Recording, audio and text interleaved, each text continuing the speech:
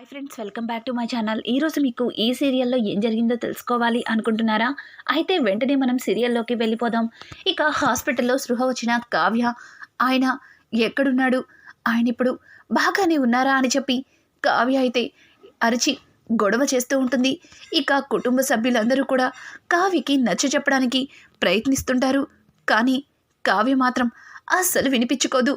నేను బాగానే ఉన్నాను కదా, ఆయన ఎక్కడ ఉన్నారు, అసలు ఎవరు ఏమీ మాట్లాడరేంటి, మీకు బాధ్యత లేదా అని చెప్పి ఇక అందరినీ కూడా చెడమడ తిట్టేస్తుంది. ఇక ఇది ఇలా ఉండగా యామిని అయితే రాజ్ని డిశ్చార్జ్ చేసి అక్కడి నుంచి ఇంటికి తీసుకెళ్ళిపోతూ ఉంటుంది.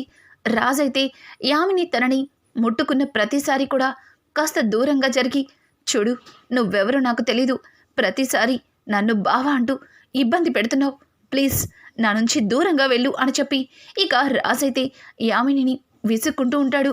బావా, నిన్ను చిన్నప్పటి నుంచి ప్రాణానికి ప్రాణంగా ప్రేమిస్తున్నాను, నువ్వే నా భర్తని ఊహించుకున్నాను, కానీ ఇప్పుడు నువ్వు నన్నిలా అసహ్యించుకోవడం నాకు ఏమాత్రం కూడా నచ్చలేదు. పర్వాలేదు, నీకు నిదానంగా నా ప్రేమ అర్థమవుతుంది, తరువాత నన్ను మళ్ళీ కొత్తగా ప్రేమించడం మొదలు పెడతావు అని చెప్పి ఇక యామిని అయితే రాజ్తో మాట్లాడుతూ తనని అక్కడి నుంచి వాళ్ళ ఇంటికైతే తీసుకెళ్ళిపోతుంది. అలాగే ఇక్కడ కావ్యని కూడా ఇంకా డిశ్చార్జ్ చేస్తారు. కావ్యని తీసుకుని ఇంటికైతే వెళ్తారు. కావ్య పదే పదే ఇంకా అప్పు దగ్గరకు వచ్చి, అప్పు ఆయన ఎక్కడున్నారో ఏమైనా తెలిసిందా, అంతా వెతికి చూసారా అని చెప్పి ఇక పదే పదే అప్పుని అడుగుతూ ఉంటుంది. అప్పు కావ్యకి నిజం చెప్పలేక, అలాగే తనకి ఎట్లా నచ్చ చెప్పాలో అర్థం కాక తనలో తను సతమతమైపోతుంది. ఇక కావ్య అయితే ఖచ్చితంగా ఆయన ఎక్కడో దగ్గర బ్రతికే ఉన్నారు, ఖచ్చితంగా ఆయన నన్ను వెతుక్కుంటూ తిరిగి మళ్ళీ మన ఇంటికి వస్తారు అని చెప్పి కావ్య మాట్లాడే మాటలు విని అందరూ కూడా నవ్వాలో ఏడవాలో అర్థం కాక చాలా బాధపడుతుంటారు. ఇక రుద్రాణి, రాహుల్ ఇద్దరు కూడా ఎందుకు అంతలా ఆలోచిస్తున్నారు? రాజిక రాడని, రాజిక ఈ లోకాన్ని వదిలి వెళ్ళిపోయాడని కావ్యతో ఎందుకు ఎందుకు చెప్పలేకపోతున్నారు అని చెప్పి రుద్రాణి అయితే ఇక అందరినీ నిలదీస్తుంది. రుద్రాణి మాటలకి కోపంగా సుభాష్ అయితే, రుద్రాణి ఇంతకు ముందే చెప్పాను, నీ మాటలతో ఇంట్లో వాళ్ళని బాధ పెట్టద్దు అని. రాజ్ గురించి ఇక్కడ అందరికీ తెలుసు, కావ్యకి తప్ప. కావ్య నిజం వింటే అప్పటికప్పుడే గుండె పగిలి చచ్చిపోతుంది. ఇప్పటికే రాజ్ని దూరం చేసుకుని మేమెంతగా కుమిలిపోతున్నామో నీకు తెలీదా? ఇప్పుడు రాజ్తో పాటు కావ్యని కూడా మేము దూరం చేసుకోలేం అని చెప్పి సుభాష్ మాట్లాడుతున్న మాటలకి ఇంకా రుద్రాణి అయితే, అయ్యో అన్నయ్య, నీకు ఇంకా అర్థం కావట్లేదా? కావ్య రాజ్ వస్తాడని ఇప్పటికే చాలా ఎదురు చూస్తుంది. ఇక జీవితంలో రాడని తెలిస్తే తను ఆ నిజాన్ని ఇప్పుడే చెప్తే కాస్త గుండె నిబ్బరం చేసుకుంటుంది. వస్తాడన్న ఆశతో ఎదురు చూసే వ్యక్తికి ఒక్కసారిగా చెప్తే మీరన్నట్టుగా కావ్య నిజంగానే రాజ్ దగ్గరికి వెళ్ళిపోయినా వెళ్ళిపోతుంది అని అంటుంటే ఇక అపర్ణ అయితే, రుద్రాణి ఇంకొకసారి నువ్వు నా కుటుంబ వ్యవహారంలో తల దూర్చితే నేను చాలా పెద్ద నిర్ణయమే తీసుకుంటాను. చూడు, ఎప్పుడు ఎవరితో ఎట్లా మాట్లాడాలో మాకు తెలుసు, దయచేసి నువ్వు నోరు విప్పకపోతేనే బాగుంటుంది అని చెప్పి ఇక అపర్ణ అయితే రుద్రానికి నోరు మూయిస్తుంది. అలాగే ఏడ్చుకుంటూ లోపలికి వెళ్ళిపోతుంది. ఇక కావ్య అయితే అందరి కోసం భోజనాన్ని రెడీ చేసి, అత్తయ్య, అమ్మమ్మ అందరూ రండి, భోజనాన్ని సిద్ధం చేశాను, త్వరగా రండి అని పిలుస్తూ ఉంటే ఇంకా ఇందిరాదేవి అయితే బాధగా, వద్దు, నాకు భోజనం వద్దు, ఆకలిగా లేదు అని అంటూ ఉంటే అపర్ణ కూడా, అవును అవును కావ్య, నాకు భోజనం వద్దు, ఆకలిగా లేదు అని ఇక ఏడుస్తూ చెప్తుంటారు. ఆ మాటలు విన్న రుద్రాణి, ఏంటో వీళ్ళు ఆ విషయాన్ని కావ్యకి చెప్పకుండా వీళ్ళల్లో వీళ్ళే కుమిలిపోతున్నారు. రారా రాహుల్, నాకైతే ఆకలిగా ఉంది, నేనైతే తింటాను, అయినా రాజిక రాడని తెలుసు, ఆ విషయాన్ని కావ్యతో చెప్పకుండా మీరే కుమిలిపోతున్నారు, ఎన్నాలని ఇలా ఆకలితో పస్తులుంటారు అని చెప్పి రుద్రాణి అయితే పుల్ల వీర్పు మాటలు మాట్లాడుతూ వెళ్ళి డైనింగ్ టేబుల్ దగ్గర కూర్చుంటుంది. ఇక కావ్య, అమ్మమ్మగారు, అత్తయ్య, మీరు భోజనానికి ఎందుకు రాలేదు? మీకు ఎందుకు ఆకలేయట్లేదు? చూడండి, ఆయన తిరిగి వచ్చేసరికి మీకు ఆయన్ని చూడటానికి, ఆయనతో మాట్లాడడానికి ఓపిక ఉండాలి కదా. ఇట్లా తిండి తిప్పలు మానేస్తే తర్వాత ఆయన్ని ఎవరు పలకరిస్తారు? పైగా మా నాన్నమ్మని, మా మమ్మీని సరిగా చూసుకోలేదని, వాళ్ళకి సమయానికి భోజనం కూడా పెట్టలేదని మళ్ళీ మీ అబ్బాయి గారు నా మీద కోప్పడతారు.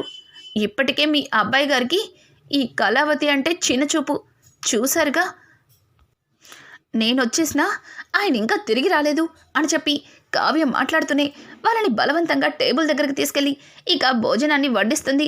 రాని వాళ్ళ కోసం ఏంటో ఈ ఎదురు చూపులు, అలాగే ఈ గోలేంటో అని చెప్పి రుద్రాణి అయితే నోటికి వచ్చినట్టు మాట్లాడుతుంది.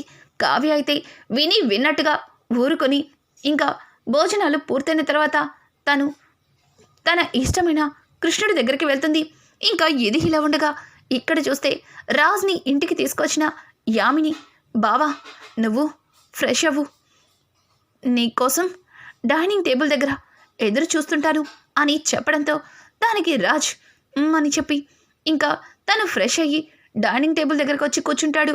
ఇక యామిని అయితే, బావా ఈరోజు అన్నీ నీకు ఇష్టమైనవే, ఇదిగో చూడు అని చెప్పి ఇక భోజనం టేబుల్ దగ్గర ఉన్న ఫుడ్ని చూపిస్తుంది. అది చూసిన రాజ్, ఏంటి ఇవన్నీ నాకు ఇష్టమైనవా అని చెప్పి ఆశ్చర్యపోతూ చూస్తాడు. దానికి యామిని, అవును బావా, ఇవన్నీ నీకు చాలా ఇష్టం. నేను ఈ ఫుడ్ని పోటీ పడుతూ తినేవాళ్ళం, అలాగే ఇప్పుడు కూడా మనిద్దరం ఈ భోజనాన్ని పోటీ పడుతూ తినాలి. మమ్మీ, డాడీ మీరు కూడా రండి అని చెప్పి వాళ్ళ అమ్మ నాన్నని కూడా అక్కడికి పిలుస్తుంది. ఇక రాస్కైతే తనే దగ్గరుండి ప్లేట్లో భోజనాన్ని వడ్డిస్తూ ఉంటుంది. ఇంకా రాస్ ఆ భోజనాన్ని ఒక్కొక్క ముద్ద తింటూ ఉంటాడు. ఇక ఇక్కడ చూస్తే కావ్య తనకి ఇష్టమైన కృష్ణుడి దగ్గరికి వెళ్ళి, కృష్ణయ్య, నేను ఏం తప్పు చేశాను? ఆయన నాకు దగ్గరయ్యారు, జీవితాంతం ఈ చేతిని నన్ను వదిలిపెట్టను అన్నారు.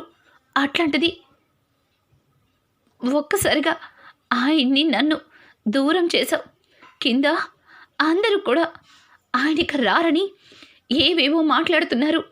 ఆయనకి ఎట్లాంటి ప్రమాదం జరగలేదని, ఆయన మామూలుగానే ఉన్నారని, ఆయన మళ్ళీ తిరిగి వస్తారని నా నమ్మకం నిజం అవ్వాలని నన్ను దీవించు అని చెప్పి ఇంకా కావ్య అయితే దేవుడి దగ్గర బాధపడుతూ ఉంటుంది. ఇదంతా కూడా వెనుక నుంచి చూస్తున్న అప్పు అలాగే స్వప్న ఇద్దరు కూడా తనను తను కుమిలిపోతారు. ఇక స్వప్న అయితే, అప్పు, రాజ్ చనిపోయాడన్న నిజం తెలిస్తే కావ్య ఏమైపోతుందో అని నాకు భయంగా ఉంది అని చెప్పి ఇక స్వప్న అయితే అప్పుతో మాట్లాడుతుంది. అప్పు, అక్క, నువ్వు పొరపాటును కూడా ఈ నిజాన్ని అక్క దగ్గర నోరు జారద్దు. నిజంగానే ఈ నిజం తెలిస్తే అక్క ఏమైపోతుందా అని నాకు కూడా భయంగా ఉంది. ఇట్లాంటి దుస్థితి ఎట్లాంటి వాళ్ళకి కూడా రాకూడదు అని చెప్పి అప్పు అయితే చాలా బాధపడుతుంది. ఇక కావ్య, ఆయన బ్రతికే ఉన్నారు, నా కోసం తిరిగి వస్తారు. ఆయన ఎక్కడ ఉన్నా నా కోసం తిరిగి రావాలి, నాకు కనిపించాలి. నాకు ఆయన కనిపించడానికి ఏదో ఒక దారిని నువ్వే ఏర్పాటు చేయాలి అని చెప్పి ఇంకా కావ్య అయితే దేవుడి దగ్గర తన మనసులో బాధని మొరపెట్టుకుంటుంది. ఇక ఇది ఇలా ఉండగా ఒక్కసారిగా రాజ్ని ఇక్కడ కావ్య తలుచుకోవడంతో అక్కడ రాజ్ కూడా పొరబోతుంది. ఇంకా రాజ్ అలా పొరబోవడంతో వెంటనే యామిని రాజ్ తల మీద తట్టి తనకి మంచినీళ్ళు ఇస్తుంది. ఇక రాజ్ అయితే యామిని చేతిని దూరంగా నెట్టేసి తనే గ్లాస్తో వాటర్ తీసుకోబోతుంటే ఇక యామిని వాళ్ళ నాన్న ఎవరో తలుచుకుంటున్నట్టున్నారు అని అనడంతో దానికి యామిని వాళ్ళ అమ్మ, ఇంకెవరు, తన భార్యే తనని తలుచుకుంటున్నట్టుంది అని చెప్పడంతో ఒక్కసారిగా రాజ్ ఆశ్చర్యపోతాడు. ఏంటి, నా భార్య అని రాజ్ అయితే ఇక తలెత్తి వాళ్ళని చూడటంతో యామిని ఏం చేయాలో తెలియక ఒక్కసారిగా షాక్ అయిపోతుంది. ఏం మాట్లాడుతున్నారు? నా భార్య నన్ను తలుచుకోవడం ఏంటి? అంటే నాకు పెళ్ళయిందా? నాకు నా భార్య ఉందా? ఎక్కడుంది తను అని చెప్పి రాజైతే వాళ్ళని అడుగుతూ ఉంటే ఇక పక్కన ఉన్న యామిని, ఏంటి బాబా, నీ భార్యని నేను పక్కనే ఉన్నాను కదా, మనిద్దరికీ నిశ్చితార్థమైంది, త్వరలోనే పెళ్ళి అనుకున్నాం, ఇంతలోనే నీకు ఈ యాక్సిడెంట్ అయింది, నిశ్చితార్థం అయ్యింది అంటే మనిద్దరికీ సగం పెళ్ళి అయిపోయినట్టే కదా, మరి నేను నీకు భార్యనే కదా మమ్మీ, ఏంటి మమ్మీ నువ్వన్నా చెప్పు అని అంటుంటే ఇక యామిని తల్లి, అవును అవును బాబు, యామినికి నీకు నిశ్చితార్థమైంది అంటే మీ ఇద్దరికీ సగం పెళ్ళి అయిపోయినట్టే కదా, యామిని నీకు భార్య అయిపోయినట్టే కదా అని చెప్పి ఇక తన తల్లి అయితే తడబడుతూ ఇంకా అక్కడి నుంచి లేచి వెళ్ళిపోతుంది. కానీ రాజ్ మనసులో చిన్న అనుమానం మొదలవుతుంది. తనకి పెళ్ళయిందని, తనకు భార్య ఉందని, అలాగే తను తన కుటుంబానికి దూరం అయ్యి ఎవరూ తెలియని వారి దగ్గర తను ఉంటున్నానని పదే పదే తన మనసు తనకి చెబుతూ ఉంటుంది. ఇక ఇది ఇలా ఉండగా ఉదయాన్నే కావ్య హడావుడిగా లేచి ఆఫీస్కి రెడీ అవుతూ ఉంటుంది. ఇంకా కావ్యని చూసిన పెద్దావిడ, అమ్మ కావ్య, ఏంటమ్మా ఎక్కడికి వెళ్తున్నావు అని అడగడంతో, అదేంటమ్మమ్మా కొత్తగా అడుగుతున్నారు, నేను ఆఫీస్కి వెళ్తున్నాను, ఆయన లేరని ఆఫీస్ పనులు వదిలేస్తే తర్వాత అన్నీ పెండింగ్ అయిపోతాయి, ఆయన తిరిగి వచ్చి ఏంటి నిన్ను నమ్మి ఈ బాధ్యతలన్నీ నీకు అప్పగించినందుకు నువ్వు ఇలా చేసావేంటి అని నన్ను నిలదీయకూడదు కదా అని చెప్పి ఇంకా కావ్య అయితే రాజ్ గురించే పదే పదే మాట్లాడుతూ తను ఆఫీస్కి రెడీ అయ్యి ఇక ఆఫీస్కి అయితే బయలుదేరుతుంది. ఇంతలో అపర్ణ అయితే, అమ్మ కావ్య, నువ్విప్పుడు ఈ టైంలో ఆఫీస్కి వద్దమ్మా అని చెప్పబోతూ ఉంటే ఇక సుభాష్ అయితే, అపర్ణ తనని ఆపద్దు, తను రాజ్ని మర్చిపోవాలి అంటే తను ఇలా వర్క్లో పడ్డమే కరెక్ట్, కొద్ది రోజులు కావ్యని ఎవ్వరూ ఆపద్దు, తనని ఇష్ట ప్రకారం చెయ్యనివ్వండి అని చెప్పేసి ఇక సుభాష్ అయితే అపర్ణకి చెప్పడంతో అపర్ణ కూడా మౌనంగా ఉండిపోతుంది. ఇంకా కావ్య ఆఫీస్కి రెడీ అవి వెళ్తూ ఉంటుంది. అలాగే ఒక పక్క నుంచి రాజ్ ఇంకా యామిని కూడా కలిసి బయటికి వెళ్తూ ఉంటారు. ఇంకా యామిని రాజ్తో, బావా, ఈరోజు మనిద్దరం కాఫీ షాప్కి వెళ్దాం, అక్కడ మన మెమరీస్ని గుర్తు చేసుకుందాం అని అంటుంటే, ఏంటి కాఫీ షాపా అని చెప్పి రాజ్ అయితే ఆశ్చర్యపోతూ ఉంటాడు. ఇక కావ్య కూడా ఆఫీస్కి వెళ్తూ వెళ్తూ రాజ్ తనని కాఫీ షాప్లో ప్రపోజ్ చేసిన సంగతి గుర్తు చేసుకుంటుంది. తనకి కాఫీ షాప్కి వెళ్ళాలనిపిస్తుంది. ఇంకా కావ్య అయితే కాఫీ షాప్కి వెళ్తుంది. ఇంకా కాఫీ షాప్లో రాజ్ తనని ఏ టేబుల్ దగ్గర ప్రపోజ్ చేశాడో అదే టేబుల్ దగ్గర కూర్చుని గతంలో తనకి ప్రపోజ్ చేసిన సంగతిని గుర్తు చేసుకుని తనలో తను కుమిలిపోతుంది. ఇంకా యామిని అలాగే రాజ్ కూడా అదే కాఫీ షాప్కి వస్తారు. ఇంకా రాజ్ ఆ కాఫీ షాప్లో అడుగుపెట్టిన మరుక్షణం రాజ్కి తన దగ్గర వాళ్ళు ఎవరో అక్కడే ఉన్నారనిపిస్తుంది. ఇంకా వెంటనే యామిని దగ్గర నుంచి తను దూరంగా లోపలికి వెళ్తూ ఆ లోపల కాఫీ షాప్ మొత్తం వెతుకుతూ ఉంటాడు. ఒక్కసారిగా కావ్య మనసులో కూడా అలచడి మొదలవుతుంది. రాజ్ తనకి దగ్గరగా ఉన్నట్టు, తన కోసం రాజ్ కళ్ళు వెతుకుతున్నట్టు అనిపించి కావ్య కూడా చుట్టుపక్కల మొత్తం వెతుకుతుంది.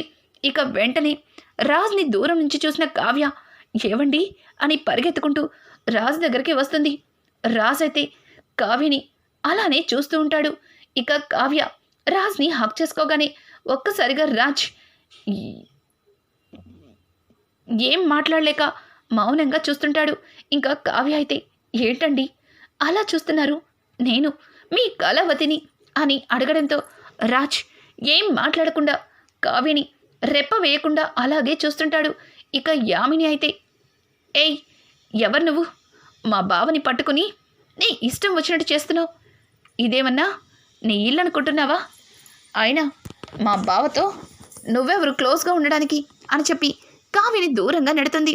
ఒక్కసారిగా కావ్య, ఏయ్ ఎవరు నువ్వు, ఈయన నా భర్తని పట్టుకుని నీ బావ అంటున్నావేంటి అని అంటూ ఉంటే దానికి యామిని, చూడు, నువ్వు పొరపాటు పడుతున్నావు. ఈయన నా బావ, పేరు రామ్. చిన్నప్పుడే మా అత్తయ్య మావయ్య చనిపోయారు. తరువాత బావని మా మమ్మీ డాడీనే అమ్మ నాన్నగా పెంచారు, చదివించారు. మా ఇద్దరికి నిశ్చితార్థం కూడా అయింది. త్వరలోనే మాకు పెళ్ళి. ఆయన మా బావని పట్టుకుని నీ భర్త అంటున్నావేంటి? నీకేమన్నా పిచ్చి పట్టిందా అని చెప్పి ఇక రాజ్ని తన చేయి పట్టుకుని అక్కడి నుంచి తీసుకెళ్ళిపోతుంటే, ఏవండి ఆగండి అని చెప్పి ఇక కావ్య అయితే రాజ్ని ఆపడానికి ప్రయత్నిస్తుంది. రాజ్ అయితే కావ్యని చూసి చూడనట్టుగా అక్కడి నుంచి వెళ్ళిపోతాడు. ఏంటినా కనీసం ఒక్క మాట కూడా మాట్లాడట్లేదు. పైగా అమ్మాయి ఏదేదో మాట్లాడుతుంది, ఏదో జరుగుతుంది. ఏం జరిగిందో నాకు అర్థం కావట్లేదు అని చెప్పి కావ్య అయితే మౌనంగా నిలబడి అలానే చూస్తుంది. రాజ్ అయితే కావ్యని రెప్ప వేయకుండా చూస్తూనే ఉంటాడు. ఇక యామిని అయితే అనవసరంగా ఈ కాఫీ షాప్కి వచ్చాం బావా, మనం మరొక కాఫీ షాప్కి వెళ్దాం అని చెప్పి ఇక యామిని మాట్లాడుతుంటే రాజ్ మాత్రం తనని ఇంతకు ముందు ఎక్కడో చూసినట్టు అనిపిస్తుంది. తను నాకు బాగా కావలసిన వ్యక్తిలా అనిపిస్తుంది. తను ఎవరసలు? తను నన్నెందుకు భర్త అంటుంది అని చెప్పి రాజ్ అయితే ఇంకా యామినిని అడగడంతో యామినికి ఒక్కసారిగా గుండాగినంత పనవుతుంది. ఇక రానున్న ఎపిసోడ్స్లో నిజం తెలుసుకొని కావ్య రాజ్కి గతాన్ని మళ్ళీ ఎలా గుర్తు చేయబోతుంది, అలాగే యామిని బారి నుంచి రాజ్ని ఎలా కాపాడుతుంది, ఇట్లాంటి లేటెస్ట్ ఎపిసోడ్స్ మీకు మరిన్ని కావాలి అనుకుంటే మా ఛానల్ని సబ్స్క్రైబ్ చేసుకోవడం మాత్రం మర్చిపోకండి. Thanks for watching. Hi friends, welcome back to my channel. ఈరోజు మీకు ఈ సీరియల్లో ఏం జరిగిందో తెలుసుకోవాలి అనుకుంటున్నారా? అయితే వెంటనే మనం సీరియల్లోకి వెళ్ళిపోదాం. ఇక